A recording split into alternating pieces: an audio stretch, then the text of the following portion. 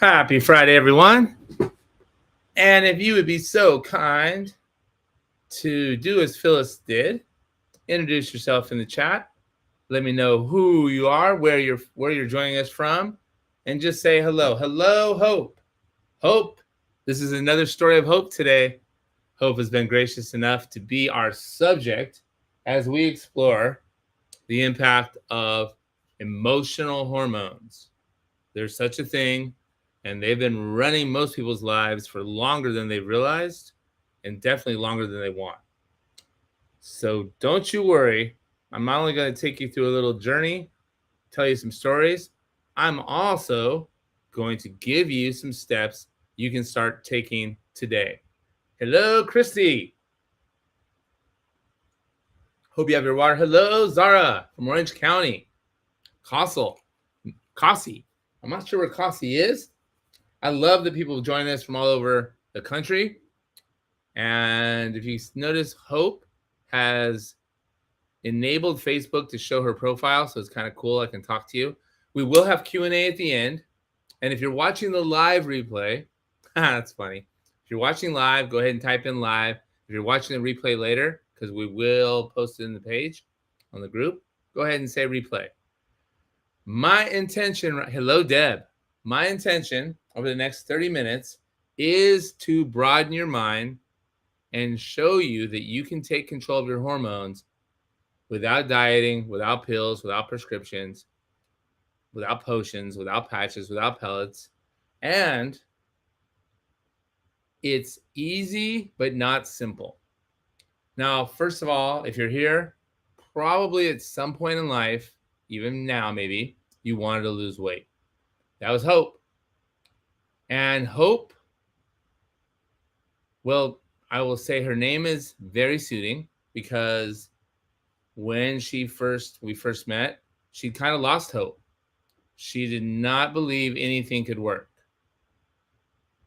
She tried lots of things, like many of you probably have, and her belief in different programs, different systems, dieting and exercise definitely didn't do the trick. And she talked to her doctors. Doctors would say, hey, there's nothing wrong. You just have to eat less and exercise more. But Hope at an early age knew it was her hormones because Hope started off 105 pounds. I mean, she's a small girl, 5 foot tall.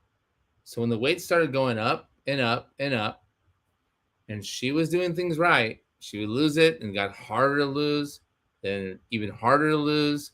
And when she got into her 40s, it seemed impossible to lose. In fact, it seemed like all she could do was gain weight. And so she would try and try and try. She tried the things that used to work. Didn't work anymore. I saw Hope go from someone who'd given up hope to believing in something 100%, taking action on it every day and getting results. And the more results she got, the more her hope grew. And, you know, I love that her name's Hope. And I love that her hope grew. But she got up to 315 pounds and was not enjoying life at that weight. Now, the reason we're using Hope as our case study is because with each of these weight spikes, there was something emotional that happened in her life, something that triggered additional stress. And you can tell when she got into her perimenopausal years, oh, buddy, that's another stress. So real quick, let's talk about stress. Stress can come from money, family, problems, but can also come from internal stress, natural occurring stress. And women, when you go through any menopausal transition, your hormonal system, your body, goes through a new stress. And it has to figure out how to navigate that. Now, that's unavoidable. Any physical change will always require stress and the stress hormones. Nothing you can do about that. But women aren't supposed to gain weight during this phase. Whatever your doctor told you, whatever your friends told you, it's not true. You don't have to gain weight during this phase of life. Why is it that when some women go through the menopausal phase, they don't gain weight? They don't have the mood swings. They don't have all the symptoms, and other women do. Hormones. It is hormones and neurochemicals. That's the reason why. If you go into your menopausal transition already balanced, a nice normal weight, not a lot of extra body fat, you're going to have a different experience. So let's talk about the hormones related to emotions after we talk about hope. By the way, Hope, little advance warning, has agreed to join us live next week so she can share some of her insight about those hormonal strikes and her frustration about knowing it was her hormones. Intuitively, she knew, and the doctors not buying into that. So if you're familiar with our company, Life Flight Fit, Hormone Recovery Solutions, we don't focus on losing weight. We focus on helping every woman get her hormones back in balance, and weight loss is just one of the byproducts. That way, when you lose the weight, you keep it off for good. So Hope had her first victory about a month after, 2 months. She lost 30 pounds, then she lost 40 pounds. The weight started going down. Not from exercise and dieting either. No pills, patches, or pellets. She just followed the system. Went down more.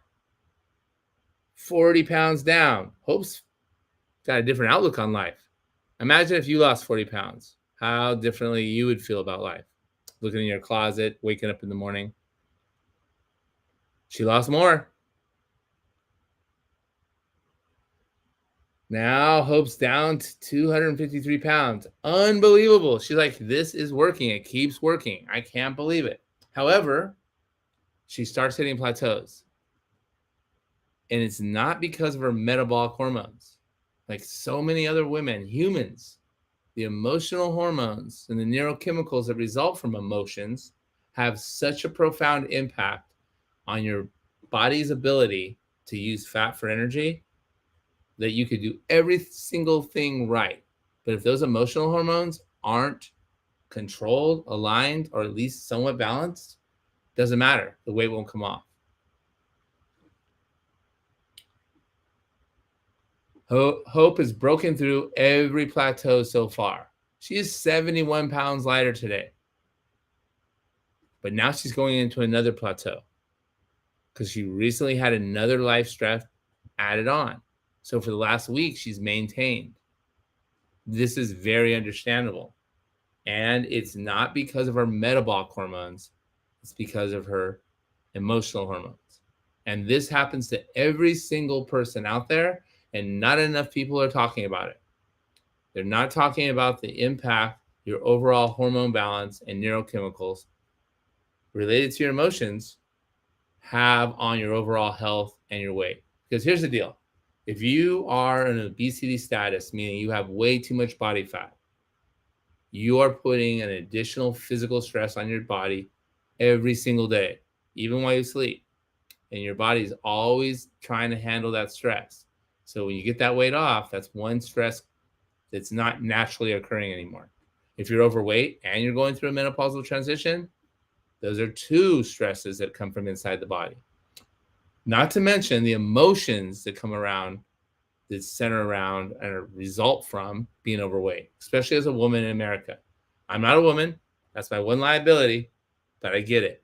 I've talked to hundreds of women, and my favorite people in the world are women. And my mom, she would be so proud. Mom, if you're watching, she's very incognito. It's for you. All right. Hope still does not have the life she wants. She's closer.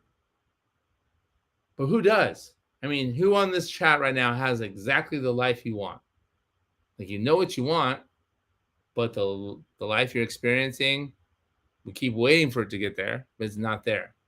This is the human situation. What's stopping us from going from the life we're currently experiencing, we're experiencing last year, the year before that, to experiencing the life we actually want, whether it's physical health, whether it's emotional health, whether it's financial health, relationship health. What blocks us? Somebody said, not me. Facebook user, I'm not sure who you are, but thank you. I know very few people that would say that the life they want the life they love and the life they love living. Rowena shared something with me, with everyone actually, a little while ago. Live the life you love and love the life you live. Very few people are. Seems like when one thing goes well, another thing gets in the way. What if hormones and our old hardwired programs are the things blocking the way? And what if you could do something about it? There's no what if. You absolutely can. And that's what's stopping most people from having the life they want. All right. You have beliefs. And some of you are already thinking, yeah, that was great for hope. Maybe it worked for hope. It's not going to work for me. Nothing works for me. You're probably right. The moment you hardwire that into your brain, and every time you think it, feel it, and express it again, it becomes more hardwired. And your brain's going to cooperate. It's going to say, okay, nothing's going to work for us. So the beliefs we have about ourselves relative to weight loss have an impact on our overall hormones and neurochemistry. There's science behind this theoretical stuff. It's not woohoo. It is science, and we all have them. We all have neurochemicals, we all have hormones, and we all have emotions. But it's these beliefs. Maybe when things calm down, maybe when I have more money, maybe when I have more time, maybe when the kids are out of school, maybe. Procrastination is one of those actions that we do when we want to avoid something that scares us, that's uncomfortable, that's new, or goes against our old beliefs. This is all connected. So I invite you to discover hormone recovery. I invite you to prioritize your hormone recovery above everything except life or death situations for at least the next 30 days. And my hypothesis, my prediction is if you prioritize your hormone health above everything, and I'm going to teach you how to do it every week, but if you prioritize your hormone health above everything, your weight will go down, your joy will go up, and you'll even get more done. Because guess what? That to-do list you're thinking about all the time, what do you need to do after this? What should you've already done? What are you going to do tonight? That you're running in your head right now? That's cortisol drip, my friends. And it's not helping your health. So I am inviting you to do at least a 30-day hormone recovery case study and all the stuff you need right here in the group. Because no hormone works alone. You have metabolic hormones that are directly causing your body to hold the fat, especially the belly fat. We can call that hormone insulin. And you have emotional brain hormones called neurotransmitters or neurochemicals. And they're all working together all the time. And if one of them are going crazy, doing their own thing, or one of them's out of balance, it affects all the hormones and it affects you. I will say this again and again. Your hormones and your neurochemistry is keeping you stuck. And it probably has been for more than the last 10, 20, 30 years. Metabolic hormones, you have stories that you tell yourself about your metabolism, your weight, and your health. You've been telling yourself those stories for a long time. And some of you are just now getting those stories going. For instance, if you've been overweight your whole entire life and you're hitting this menopausal time of life or postmenopause, you can say, I was overweight before. Now that I'm older, my hormones are changing. It's even harder to lose the weight. That's a belief. That is not science. That's not the truth. But yet, if you think that belief again and again and again, your brain is going to believe it. And then emotional hormones. Women especially, if you're the matriarch of your family or your group at work, you have to always act like you're okay, like you have it together, like you're not rattled, even though you are so rattled inside that it is making your hormones haywire. You cannot make the hormonal and neurochemical reactions go away just because you don't show it on the outside. But you can do something about it. All right. If you're wondering yourself, what are the two types of hormones we're dealing with? Metabolic and emotional. And those are what's standing behind, in between what you want and what you're currently experiencing.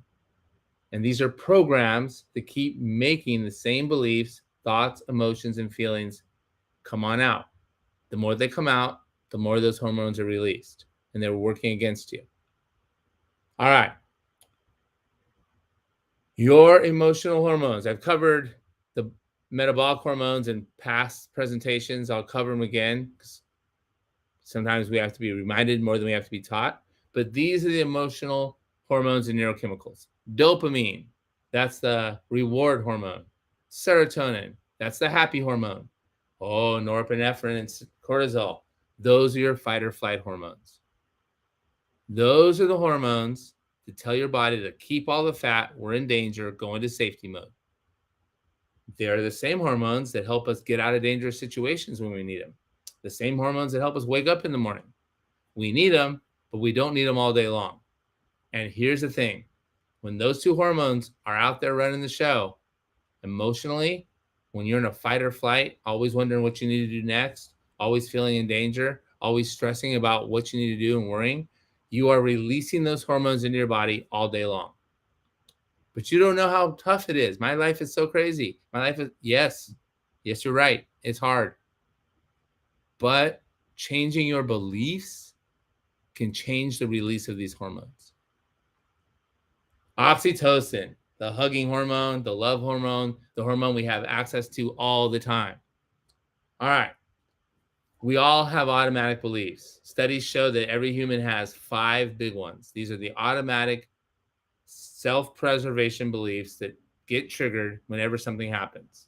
For instance, if you are, I'll give you a true life example.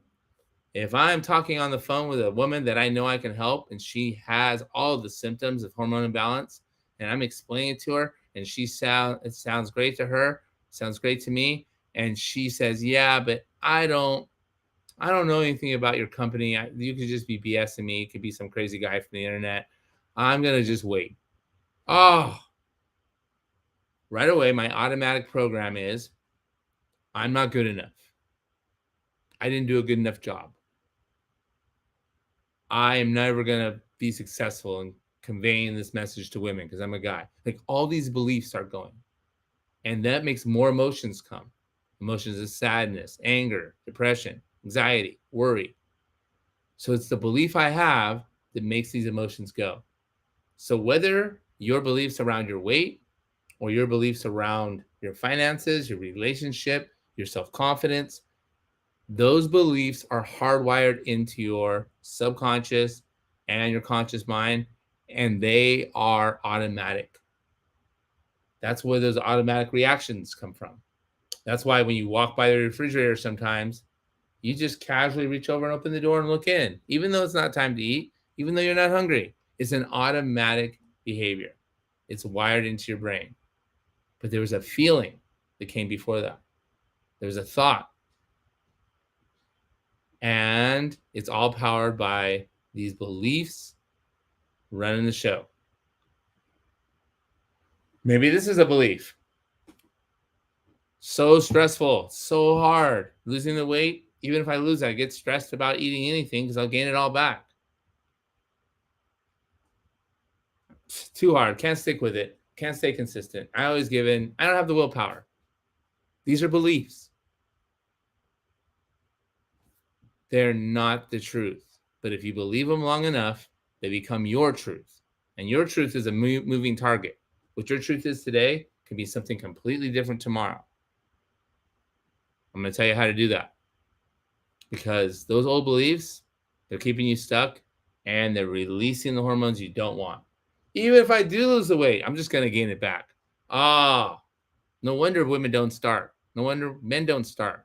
No wonder so many people are settling for the life they have instead of the life they want.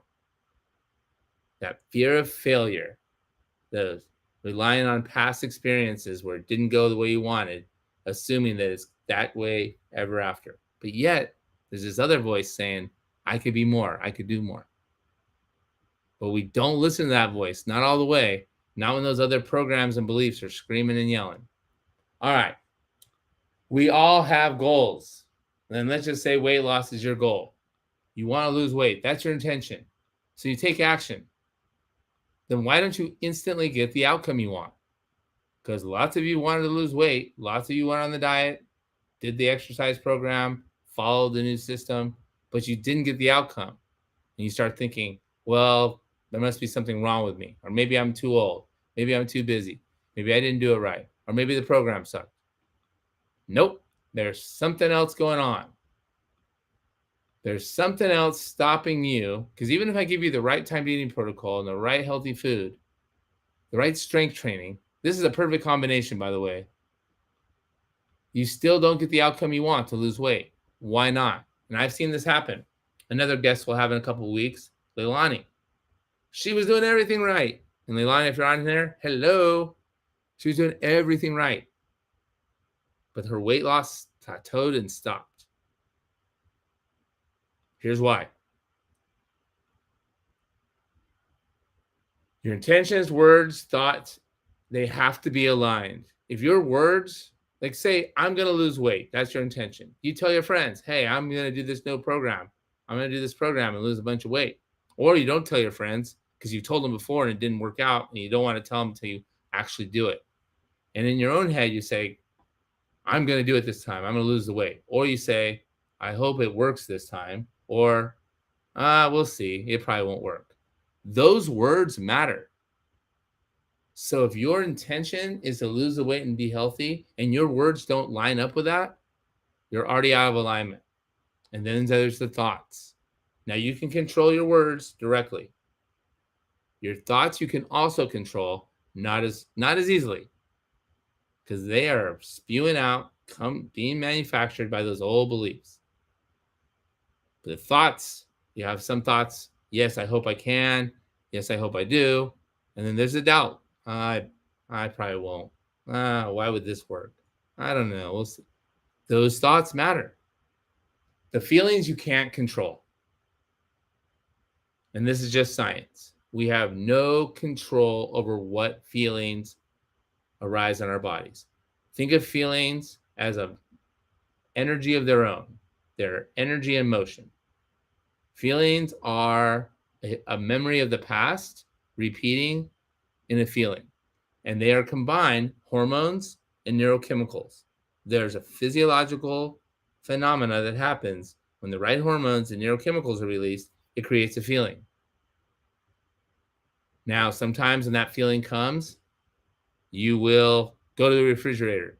Sometimes when that feeling comes, you will go to a fast food place. Sometimes if you had drug or alcohol issues, the feeling comes, you go to the bottle or you go to the pills or you go to the powder, whatever drug of choice you have. We have these actions we do. But now we're going to take new actions. We're going to do it differently. We're not going to do what we used to do. We're going to eat well. We're going to exercise. We're going to think positive thoughts. But why don't we get the outcome? Because we have two forces going at all times. You got the one force that says, I'm going to get my goals. I'm going to make them come true. But you have something working against you. And we think it's this power from another place, this mysterious force. Where do these negative feelings come from? Where do these negative thoughts come from? Where do these negative beliefs come from? Your beliefs, your thoughts, and your feelings come from one place. You. Your body generates your feelings. They're hormones and neurochemicals. Combined, you get the feeling. The thoughts you think, they've been wired into your brain. The words you say, they're on repeat, automatic repeat. Everything that's working against us is inside of us. There is no person, place, thing, or outcome that causes your feeling. It's you, me, the person observing that thing, processing it through our beliefs and our brain, and then our body releases the neurochemicals and hormones to create the feeling. And it's our beliefs that determine how we're going to process what's going on. We can't change feelings until we change our beliefs. And I call these beliefs our SP programs. SP programs. So I'm going to do my best to take a lot of complicated neuroscience and make it super simple to digest, yet completely based in science. So let's call them your SP programs. So if you have a belief wired, here are some of the actions you will take. These are the automatic actions. And if you are brave enough and one of these are you, put it in the chat. People pleasing became, I'm just going to be vulnerable as heck and transparent as I can be. I had no idea that people pleasing was one of my SP programs because it had been such a part of my life for my entire life since I was a little kid up until my marriage fell apart. And I realized one of the big ways I didn't show up in my marriage was that I was a people pleaser. I wasn't authentic. I was always trying to be and say and do what I thought would make that other person like me, love me, and for sure not reject me. People pleasing was wired. It was one of the ways I kept myself safe. What programs do you have that are automatic? They just come up. You get the feeling, the program gets unleashed. A lot of it, avoidance is a huge one. I even put it on there. Approval seeking, staying in a toxic relationship, even though you know it's not good for you, maybe not even good for the other person, but staying in it because the fear of change is greater than the pain of staying stuck. Now, we already know what to do. We already know. It's already in our intuition. We have an authentic wisdom that we were born with. Let us know, like the way we were when we were little kids, it's way different than now. The people that are able to tap into that authentic self, that authentic wisdom, they're able to make decisions that aren't always automatic. Monica Miller, I love your courage. Guilty of most.